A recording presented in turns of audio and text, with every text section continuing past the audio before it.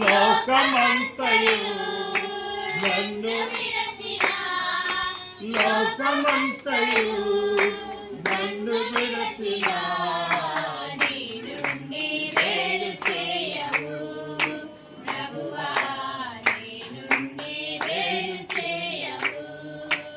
ఎన్ని తలచినా ఏది అడిగినా జరిగేది చిత్తమే ప్రభువా జరిగేది చిత్తమే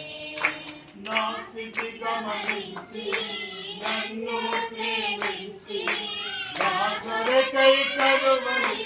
యాగమైతివా